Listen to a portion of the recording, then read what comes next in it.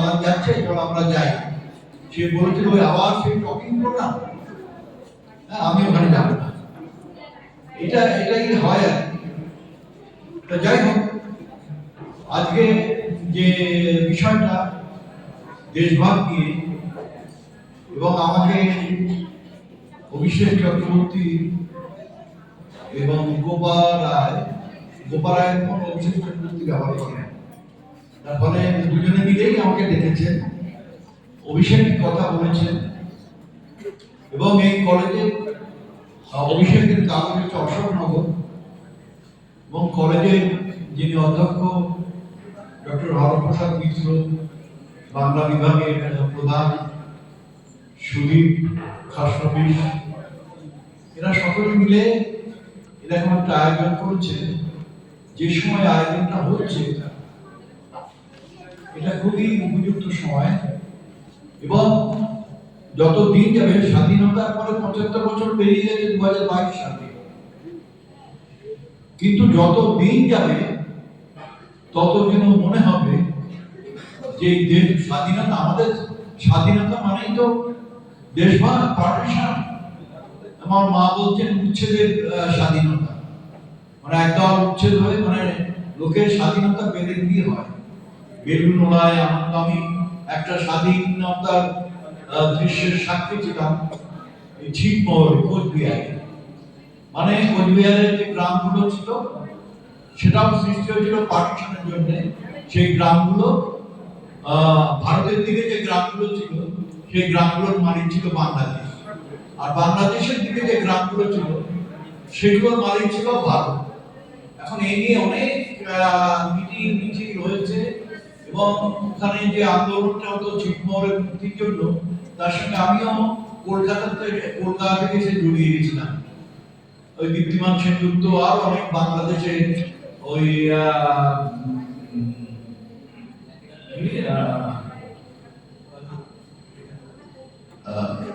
ভদ্র একজন অ্যাডভোকেট ছিলেন, খুবই এর সঙ্গে জড়িত। ওই যে আমেরিকান প্রেসিডেন্ট, তার নামে নাম। আচ্ছা, যাই হোক, এই তো মুসলিমদের এরকম নাম নেয় তো, এরকম নাম সে তার মনে পড়লে বলে দিচ্ছি। এইরকম সেখানে 2015 সালের 31শে জুলাই রাত্রি 12টায় এপারের যে গ্রামগুলো যেগুলো চ্যাটার ছিল বাংলাদেশ, সেগুলো ভারত হলো। এবং সেইটি আমি ওখানে ওই মশালডাঙ্গা বলে একটা গ্রামে আমি গেছিলাম, দিনাজপুর থেকে অনেকটা ভেতরে, সেই ছিটমহল। সেখানে সে যে কি উল্লাস, রাত্রি 12টার সময় বেলুন উড়াচ্ছে, লোকে হইহই করছে। জুলাই মাসে মাঝে মাঝে বৃষ্টি নামছে, লোকে ছিটে গিয়ে একদম লোকের লোকারণ্য। দেশ বিদেশের বহু মিডিয়া এসেছিল, যারা ভারতবর্ষের সমস্ত টেলিভিশন চ্যানেলগুলো এসেছিল, এবং ওগুলো লাইভ টেলিকাস্ট করছিল। সেই একটা স্বাধীনতা আমরা দেখেছি, আমি দেখেছি আমার জীবনে। কারণ আমার জন্ম তো স্বাধীনতা, মানে আমাদের ভারত স্বাধীন হওয়ার পরে আর একটা স্বাধীনতা যে কাহিনী শুনেছি, সে কাহিনী হচ্ছে মানুষ তার সর্বস্ব নিয়ে মাইলের পর মাইল হেঁটে নতুন দেশের উদ্দেশ্যে যাত্রা করছে। এবং এই যে উদ্বাস্তুদের যে যাত্রা, এ তো সারা পৃথিবীতে এটা মানে এর ডকুমেন্টেশন আছে।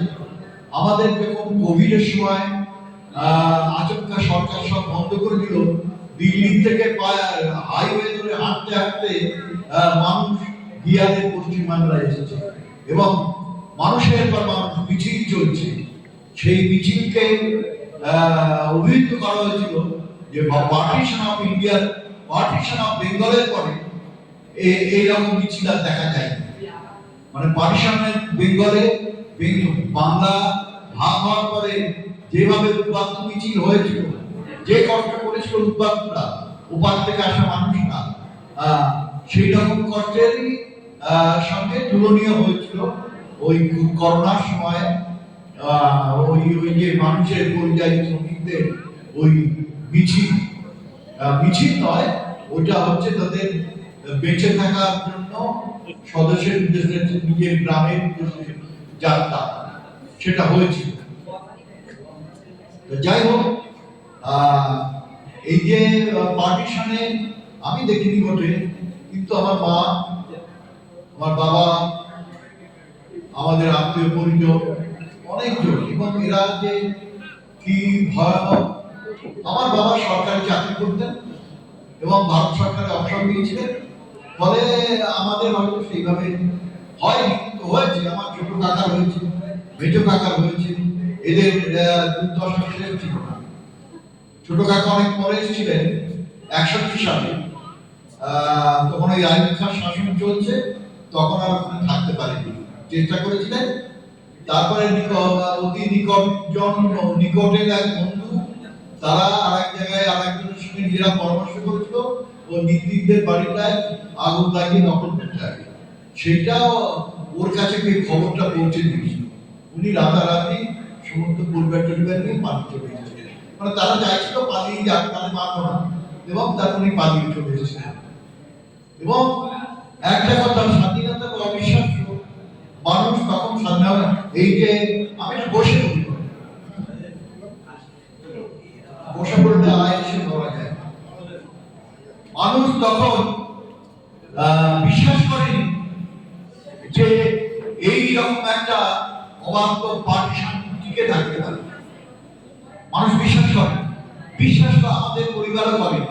তাই আমরা সাতক্ষীরার ওখানে আমাদের বাড়ি ছিল, আমরা সাতক্ষীরা থেকে 20-30 মাইল এবারে এসে বসিরহাট সংলগ্ন একটা গ্রাম দন্ডিরাম, এটা বসিরহাট মিউনিসিপালিটির আন্ডারে, ওখানে আমরা বাড়ি করেছিলাম।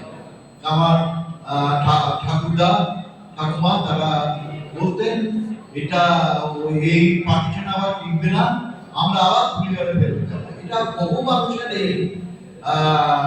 এইরকম একটা বাস হয়েছে, কিন্তু কেউ ফিরতে পারেনি। ফেরার জন্য কেউ ওই বর্ডার থেকে এবারে আসেনি। এবং বর্ডার একটা এমন জায়গা যেখানে একটা একটা গ্রাম থেকে আর একটা গ্রাম মানে লক্ষ লক্ষ মাইল দূরে দেয়। মানে ওটা যদি বাংলাদেশ বা পূর্ব পাকিস্তানের গ্রাম হয়, আর এটা যদি ভারতের গ্রাম হয়, হ্যাঁ, এক জায়গা থেকে তো আরেক জায়গায় যাওয়া যায় না। তো যাই হোক, পার্টিশন নিয়ে অনেক রকম লেখা আমাদের বাংলা সাহিত্যে হয়েছে। এর মধ্যে অনেক নস্টালজিক ব্যাপার আছে, যে আমরা যেখানে থাকতাম সেটা খুব ভালো, যে অতীন বন্দ্যোপাধ্যায় নীলকণ্ঠ পাখির খোঁজে বাংলা সাহিত্যে একটি ক্লান্তি, এবং সেখানে আছে যে ওদের পারিবারিক যে স্মৃতিময়তা যেভাবে চলে এসেছে, এবং ওই গ্রাম, এবং এইটা নিয়ে অতীন বন্দ্যোপাধ্যায় পার্টিশন নিয়ে 3টে উপন্যাস লিখেছিলেন। এরপর একটা লিখলেন মানুষের ঘর বাড়ি। মানুষের ঘর বাড়িতে এই মুর্শিদাবাদ অঞ্চলে এসে ওদের ঘর বেঁধে থাকার যে স্ট্রাগল, ওপার থেকে এবারে এসে নিশ্চয় সেইটা আছে। তারপরে একটা লিখেছে ঈশ্বরের বাগান, প্রফুল্ল রায় লিখেছে। এগুলো সব, এই উপন্যাসগুলো খুবই ভালো এবং পড়লে মন খারাপ হয়, কিন্তু এই অবধি কিন্তু এখানে কোথাও বলা নেই কেন দেশটা ভাগ হলো। দেশটা ভাগ হলো কেন, সেটা কিন্তু এই যে এতক্ষণ সিনেমা নিয়ে আলোচনা করে, ঋত্বিক গড়ের সিনেমা এতক্ষণ যিনি বললেন আমি শুনছিলাম, তা এইসব ছবিতেও কিন্তু দেশ ভাগটা কেন হলো এই সত্যটা উচ্চারণ করেনি। পোস্ট পাঞ্জাবে এই যে আনন্দ গোপাল ঘোষ প্রথমে বলেছেন, ননিকা দত্ত উনি যে জওহরলাল ইউনিভার্সিটির অধ্যাপিকা, উনি পার্টিশন র্যাকটিভ লাইন নিয়ে গবেষণা করছেন। আমার সাথে ওনার খুব ভালো সম্পর্ক। কলকাতায় এলে আমার বাড়িতে আসেন, নাহলে আমার সঙ্গে দেখা করেন এই বই মেলাতেও আমাদের সঙ্গে দেখা হচ্ছে নানান রকম। এবং একদিন কফি হাউসে বসে আমার আর একটা ইন্টারভিউ নিয়েছে, উনি নানানভাবে চেষ্টা করছেন বোঝার এই বেঙ্গল পার্টিশন। এই শিলিগুড়িতে এসেছিলেন আনন্দ গোপাল ঘোষের কাছে। ওই দেশে পাঞ্জাবে যেটা হয়েছিল যে এক্সচেঞ্জ অফ পিপল, অর্থাৎ এপার থেকে ওপারে চলে গেল, ওপার থেকে হিন্দু এবং শিখরা এলো, এবং শিল্পীরা সিন্ধিরা এলো এবং এই যে জমিটা খালি হলো সেই জমিটা তারা পেল। এইটাই এটা একটা। কিন্তু আমাদের আমাদের এই পূর্বাঞ্চলে এটা ঘটেনি মানে হয়তো ঘটতো। এটা নিয়ে খুবই এর কারণ একটা ছিল, যখন এরকম দাঙ্গা হচ্ছে মানে পশ্চিম সীমান্তে প্রচুর দাঙ্গা হয়েছে। গল্প সারদা সেন মান্টোর গল্প, বিশ্ব সারণিক গল্প, এরকম অনেক গল্প আছে। এবং এই দাঙ্গা কিভাবে, এবং ওই যে টোয়াটেক্সি গল্পটা, মান্টোর যে গল্পটা, হ্যাঁ, কোনটা আমার দেশ, সেই ওখানে গল্প লেখা হয়েছিল, দাঙ্গার প্রবল যে রক্তপাতের পরেও লেখা হয়েছিল, এবং সত্যটা অনেক সময় অত্যন্ত পরিহাসের সঙ্গে সত্যটা উচ্চারণ করা হয়েছিল। আমাদের এখানে সেটা হয়নি, সেই সময়ও হয়নি। এবং আমাদের এখানে ওদের ওখানে যে ওই রক্তপাত হয়েছিল, তারপরে আস্তে আস্তে সব একটা সেটেলমেন্টে এলো পাঞ্জাব। আমরা ছোটবেলায় এখানে দেখেছি আমাদের যত কলকাতা শহরে যত বাসের ড্রাইভার, ট্যাক্সি ড্রাইভার সবাই ছিল শিখ। তারপরে আমরা আস্তে আস্তে দেখলাম তারা ক্রমশ মানে অদৃশ্য হতে আরম্ভ করলেন। মানে পাঞ্জাবে যখন সেটেলমেন্ট হলো, পাঞ্জাবে যখন গ্রিন রেভলিউশন হলো, পাঞ্জাব জনতা নিজের দেশে ফেরত গেলে। এই যে এখন বলা হয় যে আমাদের বাঙালিরা এখানে চাকরি পাচ্ছে না, ওখানে গিয়ে চাকরি করছে, সবই সব সত্য। তো এখানকার আমাদের যদি অর্থনৈতিক অবস্থাটা ভালো হতো, তাহলে তারাও আবার ফিরে আসবে। এই যে পরিযায়ী শ্রমিকরা নিহত হচ্ছে বিভিন্ন রাজ্যে বাংলা উচ্চারণ করার জন্য, এরা কিন্তু যেতেন না, এরা এখানেই থাকতেন প্রাণগুলো। কিন্তু আমাদের হয়নি। এর কারণ হচ্ছে পার্টিশনের আগে ধরুন আপনার এখানে যদি পশ্চিম অংশে 10 একর জমি ধরুন ছিল, আর পূর্ব অংশে 10 একর জমি ছিল, কিন্তু সমান সমানই ভাগ হয়। এবারে কি হলো, পূর্ব অংশের থেকে ওই হিন্দুরা 10 একর জমি ছেড়ে দিয়ে আমাদের পশ্চিমবঙ্গে চলে এলো, পশ্চিমবঙ্গ থেকে কেউ গেল না। ফলে কি হলো, আমাদের এখানে জনসংখ্যা দ্বিগুণ হয়ে গেল, অথচ জমি একই রকম রইল। তার ফলে আমাদের যে মানুষরা কৃষির উপরে বাঁচত, তাদের সব নির্বাসন দেওয়া হলো। কোথায় দণ্ড কারণ নেই, একটা উষর মাটি, পাথর, সেখানে মানে কাঁইটি চালিয়ে পাথর ভেঙে জমিবার করতে হয়। কিন্তু তারা চিরকালই চাষবাস করে বাঁচা মানুষ, একদম চাষিবাসী মানুষ। তাদের দণ্ড কারণে নির্বাসন দেওয়া হলো, এবং দণ্ড কারণ থেকে এক সময় তারা কিন্তু মানুষ তো তার অতীতকে ভোলে না, তারা তো স্মরণ করতো যে তারা কোথায় ছিল এবং কোথায় এসেছে। ফলে যখনই পশ্চিমবঙ্গের আমাদের সুন্দরবন অঞ্চলে আসার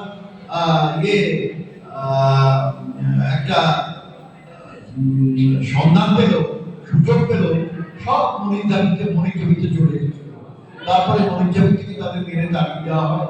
সে এক বেদনাদায়ক কাহিনী। ফলে তিনি বাংলায় অনেক বই আছে, মধুময় পাল খুব ভালো বই পেয়েছেন, আরো অনেকের আছে। এখন যেটা নতুন উপন্যাস হয়ে গেছে এটা নিয়ে, এখন যেটা বলছি যে এটা কেন হলো, যে আমাদের এখানে এই লোক বিনিময় হয়নি, জমি একই রইল, মানুষ হয়ে গেল বাবু। কিন্তু পার্টিশনের সময় অটোমেটিক্যালি লোকে চলে যাওয়ার কথা। মুসলমান সে দেখলো একটা দেশ হয়েছে পাকিস্তান, সেই পাকিস্তান হচ্ছে মুসলমানের দেশ, সঙ্গে সঙ্গে সে সেই দিকে রওনা হলো। চলেও অনেক গিয়েছিল, বিশেষত বিহার থেকে অনেক লোক গিয়েছিল, মানে তারা কিন্তু উর্দুভাষী মুসলিম, বিহার থেকে অনেক গিয়েছিল। আর এবার থেকেও অনেক মানে বাঙালি মুসলমান অনেক গিয়েছিল। যাওয়ার পরে কি হলো, নেহেরু আর লিয়াকত আলী বাংলাদেশ পাকিস্তানের প্রধানমন্ত্রী একটা যখন বাংলাদেশ তখন পূর্ববঙ্গে বিপুল দাঙ্গা হচ্ছে, বরিশালের দাঙ্গা হচ্ছে, নানান শহরে দাঙ্গা হচ্ছে এবং কথায় কথায় দাঙ্গা ঠিক না, একতরফা মার দাঙ্গাও বলা যায় না, দাঙ্গা তো পরপরে এটা হচ্ছিল। ওই চুক্তি ওরা চুক্তি করে বললেন যে যার দেশে থাকবে, এই চুক্তির যে মানবিক দিকটা খুবই ভালো, যে যার দেশে যাবে কোনো মানুষের উচ্ছেদ না হয়, যে যার মতো করে সরকার তাদের দেখবে যে যার গ্রামে বাস করবে, ঠিক আছে, যে যার গ্রামে বাস করবে শুনে। কিন্তু আসল ঘটনাটা তা হলো না, তারপরেও দাঙ্গা হলো, মানুষ ভীত হয়ে এপারে চলে এলো। কিন্তু এবারেও যে ফুচকা ছড়ছিল না তা নয়, কিন্তু তারপরেও এই যে নেতাজি ওপেন ইউনিভার্সিটি কতগুলো বিভিন্ন যারা উপাত্তে এবং যারা ওই সময় পাকিস্তানে চলে গেছিল, ফেরত এসেছিল, তাদের ইন্টারভিউ নিচ্ছিল। নেতাজি ওপেন ওদের একটা পার্টিশন প্রজেক্ট আছে, সেই প্রজেক্টে দেখতে পাচ্ছি এই নদিয়া অঞ্চলে, করিমপুর অঞ্চলে একদল লোক, তারা মুসলিম, তারা বলছে আমরা ওখানে গেছিলাম, আমাদের গরু বাছুর সমস্ত ছেড়ে দিয়ে তো আমরা ভয়ে ওখানে চলে গেছিলাম। তারপরে যখন শুনলাম নেহেরু একাকালে যুদ্ধ হলো, আমরা যে দেশে জন্মেছি সেই দেশটা তো ভালো, ফলে আমাদের প্রতিবেশী যেতে পারি, আমরা আবার চলে এলাম। কিন্তু এবার থেকে যারা গেছিল, ওপার থেকে যারা এবারে এসেছিল, তারা ভয় যায়নি। এরকম কত মানুষকে আমি দেখেছি।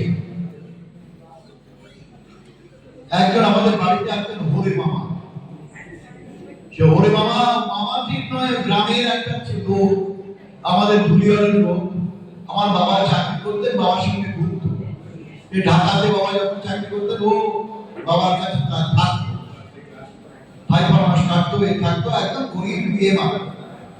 সেই লোকটা পার্টিশনে বাবা তো চলে এলো,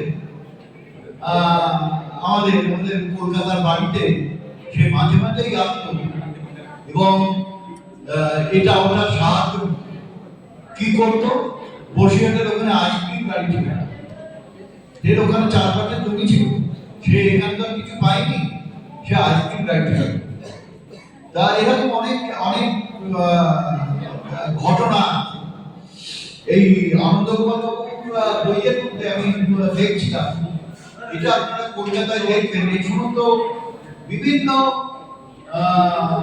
গঞ্জে, মফস্বলে, শহরে, কুমিল্লা মন্ত্রণালয়, বাগেরহাট মন্ত্রণালয়, এই আদি ঢাকেশ্বরী মন্ত্রণালয়, ঢাকেশ্বরী মন্দির নামে এইরকম, ঢাকায় বিরিয়ানি, সামাইয়ের মাধ্যমে, হ্যাঁ, এইগুলো সবই এরকম প্রচুর। ওনার বইটার মধ্যে খুব ইম্পর্টেন্ট বিরাট তালিকা দিয়েছে, কিন্তু তালিকা বলতে বোঝা যায় যে মানুষ ওখান থেকে চলে এসছে, কিন্তু যা ছেড়ে এসছে তাকে বুঝতে পারে, সেগুলোকে এইভাবে এই কুমিল্লা মন্ত্রণালয়, আমি সামাইয়ের এখানে বলতো নিচে অনেকদিন আগে ভালো কুমিল্লা মন্ত্রণালয়, এরকম এরা চলে এসছে কিন্তু বুঝতে পারেনি।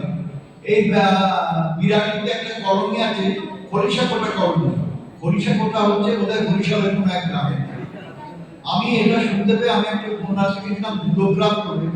আমাদের গ্রাম যে ছিল ধুলিয়াম, সেই ধুলিয়ামটাকে দুলগ্রাম করে এবারে যে গ্রামে উপার থেকে কিছু উদ্বাস্ত এসেছে, এবারে একটা অঞ্চল, একটা জায়গা দখল করছে গ্রামে, ওই বসিরহাটের দিকে, এবং তারা সেই জায়গাটা একটা গ্রামের ভিতরে আরেকটা গ্রামের নাম দিল, যে গ্রাম থেকে তারা ছেড়ে চলে এসেছে, এই গ্রামের নাম দিল। ওরা সেই গ্রামটাকে এখানে তুলে এনে আবার নির্মাণ করতে লাগলো সেই রকম ভাবে। যদি সেই রকম ভাবে হয়, সব সেই রকম ভাবে হয় না। এই দুটো গ্রাম উপন্যাসের মধ্যে এটা আছে। পার্টিশনে, মানে আমি পার্টিশনে আজকে বললাম না যে বিহারি মুসলমানরা প্রচুর দিয়েছিলেন, বাঙালি হিন্দু বিপুল ক্ষতি হচ্ছে এবং এখনো হয়ে যাচ্ছে, এবং বাঙালি মুসলমান এখন এখানে আমাদের এখানে যারা ছিলেন তারা আমরা একসঙ্গে খুব সুন্দর বসবাস করছিলাম। এখন যে পরিবেশটা হয়েছে, এই জন্য একটা শোধ তোলার ব্যাপার হয়েছে এবং কি এসআইআর হচ্ছে, যা দেখতে পাচ্ছি কি হলে রেজাল্ট বেরোলে বোঝা যাবে যে কি কত লোককে বাদ গেল, কারা কত বাদ গেল, এবং এতে সকলের সন্দেহ, একটা পারস্পরিক সন্দেহের বাতাবরণ তৈরি হয়ে গেছে, সন্দেহের বাতাবরণ এই এবং সমাজের একটা স্মৃতি নষ্ট হয়ে যাচ্ছে। এবং এটা যে রাজনীতিকরা তাদের ক্ষমতা, আমি রাজনীতির কথাই বলছি, কোন পার্টির কথা বলছি, রাজনীতির কারণেই দেশটা ভাগ হচ্ছে। কারণ আমিও চাইনি, আপনিও চাননি, সাধারণ হিন্দুও চাইনি, সাধারণ মুসলমানও চাইনি যে আমাদের দেশটা ভাগ হয়ে যায়। চেয়েছিল মোহাম্মদ আলী জিন্নাহ তার ক্ষমতার জন্য, চেয়েছিলেন আমাদের সেটা মেনে নিয়ে, প্রত্যেকেই ক্ষমতার জন্য সেটা মেনে নিয়ে মোহাম্মদ আলী জিন্নাহকে পাকিস্তান দিলেন, দিয়ে আমাদের জওহরলাল নেহরু এখানকার আমাদের আমরা ইন্ডিয়া পেলাম। কিন্তু এটা হচ্ছে অদ্ভুত ব্যাপার, পাকিস্তান আন্দোলনের সময় যখন মুসলিমদের পাকিস্তানের যা আন্দোলন করছে এবং বিরাট বিরাট কিছু আমার সন্তানগুলো এখন অতটা মনে নেই, আমার উপন্যাস শুনতে আছে, একদম কিছু ট্রেন বোঝাই করে এই ট্রেন টু পাকিস্তান করে দিল্লি চলে গেছিল, বিশাল মুসলিমদের হচ্ছে, মিটিং হচ্ছে। সেই মুসলিম লীগ কখন সেই এবং সমস্ত মুসলমানরা সেখানে গেছে, গিয়ে ওরা দাবি করেছে যে পাকিস্তান হোক ইত্যাদি ইত্যাদি। এই যে আমাদের যে এখানকার যে তখন প্রধানমন্ত্রী আমাদের এখানে সুরাবতী তার আগে আমাদের যে ছিলেন প্রধানমন্ত্রীকে নামটা যেন, আচ্ছা হ্যাঁ, তিনি তো পাকিস্তান প্রস্তাবনা দিয়েছিলেন লাহোর অধিবেশনে, মুসলিম লীগের পাকিস্তান প্রস্তাবনা তিনি দিয়েছিলেন। তিনি খুব ভালো লোক ছিলেন এবং উনি মুসলমানদের মধ্যে শিক্ষা ইয়েটা কম ছিল বলে ফজলুল হক নাকি ফজলুল হক, এবং ওদের লেখাপড়ার জন্য বহু স্কুল স্থাপন করেছিলেন ওই পূর্ববঙ্গে। এবং তখন কৃষকরা খুব ঋণগ্রস্ত হতো, কৃষকদের ঋণ মুক্তির জন্য উনি একটা প্রজেক্ট করেছিলেন, ওই প্রজেক্টে আমার বাবা চাকরি করতেন। তা যাই হোক, মানে ওই প্রজেক্টে হিয়ারিং অফিসার ছিলেন, শুনানি নিয়ে গিয়ে তাদের ঋণ থেকে মুক্ত করতে হতো। তা যাই হোক, ফজলুল প্রস্তাব দিয়েছিলেন, দেওয়ার পরে সত্যি যখন 14ই আগস্ট পাকিস্তান হয়ে যাওয়ার পরে তখন দেখা গেল যে আমাদের প্রত্যেকে তো তার পুরনো ঐতিহ্য, যদি ধর্মীয় ঐতিহ্য নিয়ে আমি গৌরব করি, তাহলে আমি তো গৌরব করবো যে মুঘল শাসনে মুসলিমদের একটা গৌরব আছে, মুঘল শাসনে এবং ব্রিটিশদের উপর রাজ ছিল, এবং হচ্ছে একমাত্র যে মুঘল শাসনটা শাসনটা ওরা অবসান ঘটিয়ে ব্রিটিশরা না হলে মুঘল শাসনই থাকতো, মুসলমানের শাসন থাকতো। এবং তারা যখন বুঝলো সত্যি লালকেল্লা, তাজমহল এগুলো ইন্ডিয়ায় রয়ে গেল, ওপারে পাকিস্তানে গেল, পাকিস্তানে তো এইসব কিছু নেই, মানে লালকেল্লা, তাজমহল, তারপরে যা যা ফতেহপুর সিক্রি, যা যা ইসলামিক স্থাপত্যে সমস্ত এগুলো রয়েছে, সেগুলো সব ইন্ডিয়াতে রয়েছে। আর ওপারে রইল না কিছু, ওপারে হিন্দুদের হিংলাজ হিংলাজ, হ্যাঁ, এরকম কিছু কিছু রইল ওপারে, যেটা হিন্দুরা যেগুলো ছেড়ে চলে। শিখদের অনেক বড় একটা তীর্থস্থান আছে, এটা নিয়ে একটা ভালো ছবি আছে, সেই ছবির আলোচনা হয়েছে না, এই ছবিটা হচ্ছে গরম পানি। সে শিখদের একটা তীর্থযাত্রী দল পশ্চিম পাকিস্তানে যায়, পশ্চিম পাকিস্তানে গিয়ে সেই তীর্থ করতে যায়। একটা লোক একজন ব্যক্তি, তারা ওই অঞ্চল থেকেই উৎখাত হয়ে ভারতে এসেছিল, তারা আবার কীর্ত করতে যায়, তাদের এক দিদিকে দিদিরা বোনকে ফেলে রেখে চলে এসেছিল। বোনকে যখন মুসলমানরা লুট করে নিয়ে যায়, সেই সময় এক সহৃদয় মুসলমান উদ্ধার করে মেয়েটি তাকে বিয়ে করে এবং সে ঘর সংসার করেছে। এবং সে দিদির সঙ্গে দেখা করতে যায়, তখন ওর হাজব্যান্ড বলে যে ওই রকম তোমার ভাইরা ওখান থেকে অভিমানে সে আর দেখা করেনি। এটা হচ্ছে গরম পানি বলে একটা ছবি। এরকম অনেকগুলো। আর একটা ছবি ছিল গরম হাওয়া, হ্যাঁ, এটা MS-70 ছবি বোধ হয়। এরকম কিছু সিনেমাও ছিল, হিন্দিতে এগুলো হয়েছিল। তা যাই হোক, যেটা বলছি না, তা যখন পাকিস্তান ভালো হয়ে গেল, ওরা ভাবতেই পারলো না যে এই পাকিস্তানে এই কুতুব মিনার আর লাল কেল্লায় আমাদের কোনো অধিকার নেই। সাধারণ মানুষ তখন ধর্মে নিতে উঠেছিল, চলে গেল।